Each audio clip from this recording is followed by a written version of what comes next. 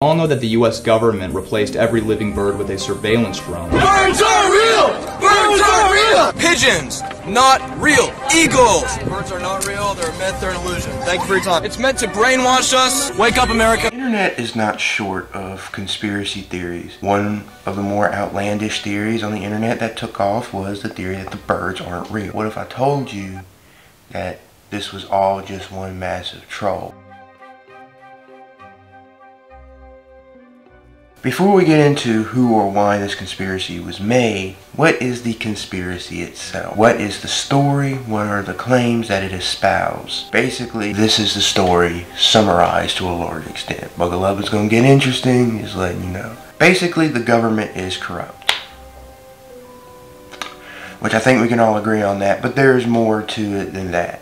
The story begins, however, in 1947. The CIA is created, and its mission is to monitor American citizens. In the early 50s, there grew to be a great fear of communism due to the Cold War of the day. Due to this fear of the growth of communism, and worse, its coming to the U.S., fears were only engaged when in 1951 Julius and Ethel Rosenberg were wrongly arrested and convicted of espionage against the United States, accused of spying on behalf of the Soviet Union, the big boy communist people. This highly publicized event gave the government a small window to implement a new program that would place the first CCTV surveillance cameras in areas with a high Russian immigrant concentration. In 1953, however, the man who goes by the name Allen Dulles was made the first civilian director of the CIA. The job of Allen Dulles was simple: create a larger surveillance state, hiding cameras in thousands of locations and ordering his staff to plant them in areas that would be impossible to detect. Although, let's face it, in the 1950s you could walk into a bank with a slingshot and steal thousands of dollars. Security was one big joke. Seems fairly reasonable for today's world, whether we like it or not. Dulles, however, thought more outside the box. He had a more radical way of surveillance. He knew that the possibilities for this camera program were endless, and on April 15, 1956, he met with President Dwight D. Eisenhower and proposed a plan that would put cameras in the sky. Dulles knew that the sky was the future for his surveillance program, as you could truly track someone with a moving camera much easier than having to switch between cameras on the street corners and hidden in storm rains. One camera in the sky could do work of hundreds on the ground. Eisenhower approved the initial idea and asked him to return when he had figured out how to make it possible. Dulles left the Oval Office and immediately flew to an undisclosed location, meeting with various members of his inner circle to discuss the plan in more intricate detail. It is believed that the initial plan for killing all the birds and replacing them with flying cameras was brought up on the weekend of May of 1956. Dulles and his team hated birds with a passion and were heard on many occasions calling them flying slugs and the scum of the skies, because they would often poop on their cars in the parking lot of the CIA headquarters, quite frankly all over the DC metro area. I believe this was one of the driving forces that led Dulles not only to implement robots into the sky, actually replace birds in the process. They did not need to kill all the birds and could have launched a quarter of the robot birds that they did. While at the time, for most Americans, they did not care about pigeons or birds. In fact, they loved them. This would later change when they were getting fatter and consuming more due to Americans feeding them. They would then have a larger amount of feces fall upon them. This caused great disdain towards the birds, and the CIA used this as a way to spread more robot birds in the sky to survey the American population. In this meaning, they sought to kill two birds with one stone and remove all birds from the United States, thus eliminating their fecal problem, but also replacing these birds with billions of sophisticated robot lookalikes capable of mimicking real birds in every way. Dulles and his team wanted to create the greatest surveillance system ever imagined, with the capability of tracking someone on foot, in a vehicle, or even in their personal home. They would implement this plan by gassing the birds with poison gas in the water country known as WTC, as it is abbreviated. This was all exposed by a former CIA agent. And then one morning I got ordered to report to a military base, and I was briefed on something called Operation Water the Country. And when I got... For those who don't know what that is, can you explain what that is? Oh, sure, it's a code name we use for the process of removing all the living birds. They used poison gas dropped from airplanes. Now, after the living birds were taken out of the picture, what was the next step? Well, they were replaced with fake birds. They were electronic decoys.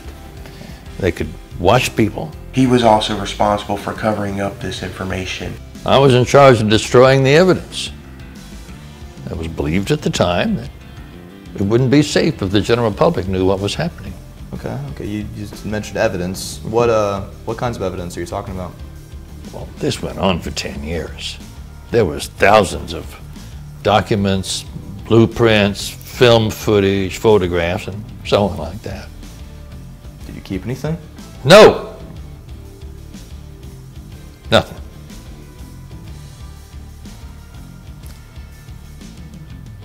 Well, there might have been one or two things. Some of these things he has kept, however, we will not know what they are. Other things about the birds that was exposed, it was that the power lines that birds land on are there to charge them. Well, folks, today I received a leaked tape from a source who requested to remain unnamed that literally answers all of our questions.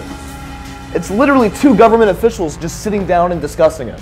So let's watch the tape. But Bill, how will they keep their batteries charged? Easy. They gotta be up high. We'll just put poles up in every city all across the country. We'll string wires between them. All they gotta do is land them. That turkey, when you eat it, is actually a microchip that tracks you even more. Thanksgiving is the U.S. government's party, a nationwide brainwashing ceremony. I mean, think about it.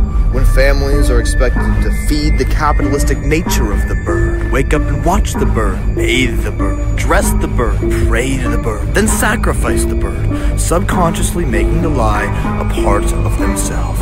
All under the guise of a holiday.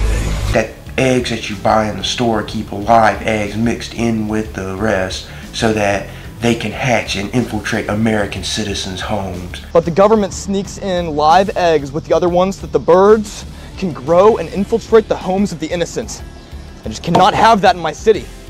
So every Monday morning, at the crack of dawn, I buy every single egg that's on the shelf.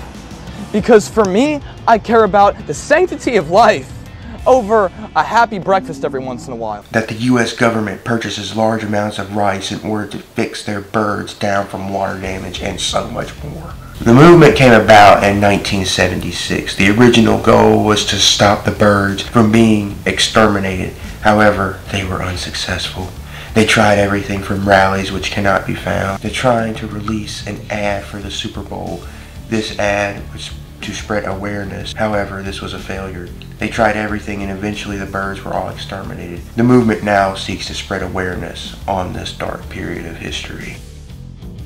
As stated before, the Birds Aren't Real movement today is focusing on spreading the message that all the birds have died. And when I say they are dedicated in spreading this message, they are dedicated in spreading their message. Whether that be by doing public protests, putting up billboards, or doing public rallies, they are dedicated to spreading their message. Also by burning magazines that spread lies and bias. They even went on public news and broadcasting to tell people about their movement and their purpose. But most importantly, this was all very serious. From 1959 through 2001, the government mercilessly genocided over 12 billion birds and simultaneously replaced them with surveillance drones in disguise. So this is really satire. I mean, you don't really believe that that happened, correct? This is a satirical campaign to make the point that what?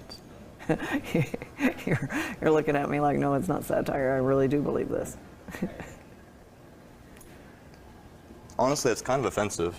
Okay. The main organizer of the modern movement is a man by the name of Peter McIndoe, or McIndoe, I don't know. He has been the main patriot in spreading the truth. He is the one that can be seen in most of the videos and interviews. He has had many issues, however. He has a great paranoia knowing the truth. He developed special technology to help him fight the birds with a special magnet and a device that monitors their radioactivity. Perfect testing conditions.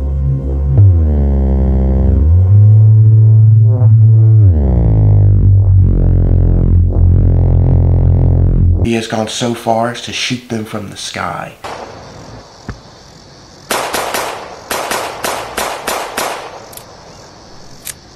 He smashes eggs and burns magazines to protect the people, and also runs multiple social media accounts, one of which a Reddit forum with over 300,000 followers and a website to educate the masses. A true patriot he really is. Many have come to see the truth, the facts as you would say. More and more were going on the streets to protest and rallies, some of which are occurring today. Even others were making their own documentaries on the situation. They even hit their big break when PewDiePie highlighted the movement. Being asleep, realizing birds aren't real. But birds are real. Birds are real, right? Sorry, I gotta Google this. Robot bird prototype. Surely this can't be correct. What's the difference between these two birds? Absolutely nothing. Belief in birds? Intelligence. Birds aren't real. Charleston, Georgia, Idaho, Little Rock, Los Angeles, London! So welcome back to some quick headlines. They were getting a ton of press and interviews. There was just one problem. It was all one big troll. The movement was one big hoax, and what is funnier is that the movement was at its beginning and to this very day supposed to be a joke. But Matt, you ask, how do you know this? I know this because the leader of the movement, Peter McIndoe, or however you pronounce his name, literally admitted to being a joke in an interview by the student magazine of the University of Arkansas. And before I get into comments of, oh, you're doxing him. No, I'm not. He can be seen here with the flag of Arkansas, and the article is public for anyone to Google. So yeah, it's not doxing. Peter McIndoe, a University of Arkansas student at the time, was in town to visit friends and decided to film a satirical video featuring himself as the main character and a new controversy he created. I always wanted to go to a rally and hold up a poster that had nothing to do with what the rally was about. Peter explained his goal of rallying people to support his pointless propaganda had come to life with a Sharpie marker and a poster that read in all caps, "Birds aren't real," with a depiction of a bird and a slash going through. So basically what happened is there was the Women's March going on near him, and he decided to bring a poster like that to protest as a joke because he thought it was funny. But let's continue. If that wasn't enough to tell you that this whole movement was fake, it goes on to say this. Peter describes the Birds Aren't Real guy as a parody of the average patriotic zealot. The character itself is a satire of this radical partisanship that we are experiencing every day, he said. The article goes on, and there's other bits and pieces that prove me right, but what is most hilarious is that literal news outlets and others fell for this nonsense. Take Now This, for example, a news organization who made the point that outlets were reporting on it being satirical, and then later in the video played a clip out of context, making it seem McIndoe was leading a real movement. So this is really satire. I mean, you don't really believe that that happened, correct? This is a satirical campaign to make the point that what? You're looking at me like, no, it's not satire. I really do believe this. Honestly, it's kind of offensive. However, if you play the clip longer, the news lady said that, hey, minutes before we went on the air, that this was all a satirical joke. You make the point that what? You're looking at me like, no, it's not satire. I really do believe this. Honestly, it's kind of offensive. Okay. So it's not satire. I don't think you would say that if I said birds are real. You know? I don't know why the other side of the argument can't be treated with equal respect. Except that before we came out on air, you said this is a satirical message. So what is I never said that. He is obviously making a joke here. He is obviously making this whole movement a joke. You can watch his older videos and tell it was a joke. Like, for real, do you think this is real? Well, really how you'd fix any other device with water damage.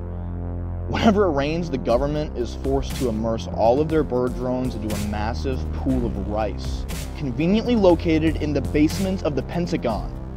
Within a day or two, the Obama drones are good to go again. No, I didn't think so. Even experts on birds came out to say this was bogus. It really does show that people can be duped to either, one, believing in nonsense or take a joke too seriously, because that's what happened here. I mean, the whole thing was a joke. So what is the movement doing now? Well, you can find their website is still up and running, and they're currently selling merch on it. In fact, it's literally the first thing you see when going on to it. The group is holding rallies and protests throughout the country, which are satirical, by the way, and that's about it. They're very active on most social media websites, and that is about it. I hope you guys enjoyed this video. Leave a like and subscribe, and remember that the birds are real. Sorry to burst y'all's bubbles, but that's the truth.